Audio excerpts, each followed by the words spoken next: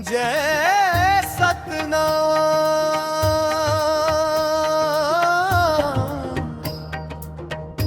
जय सतनाम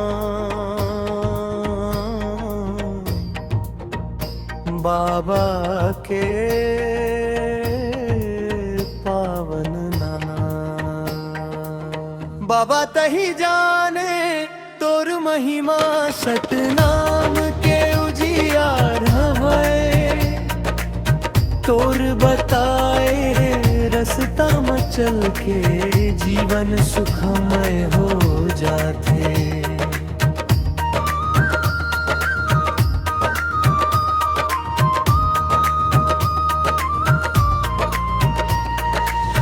गुरु घासीदास के वाणी अमृत मन भीतर समा जाते। झूठ अंधियार दूर भगा के सत्य के जोत जलाते।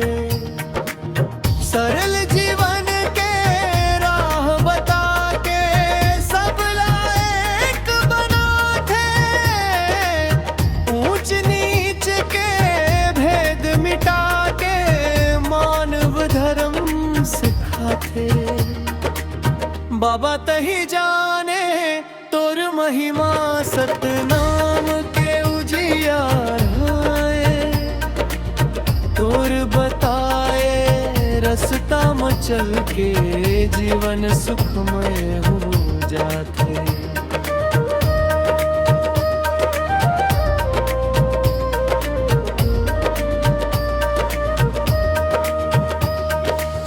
जैत खाम खड़े गवाही देते। सत्य हमेशा जिंदा है। सतनाम जप मां शांति मिलते। मन के पीरा हर लेते।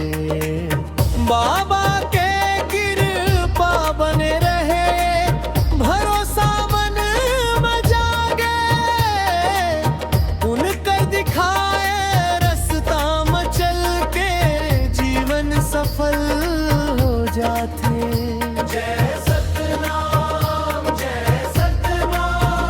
दूजे बाबा के नाम।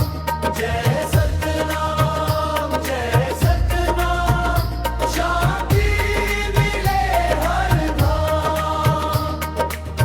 बाबा तही जाने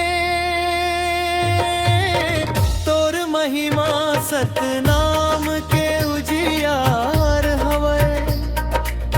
तोर बताया रास्ता में चल के जीवन सुखमय हो जाते।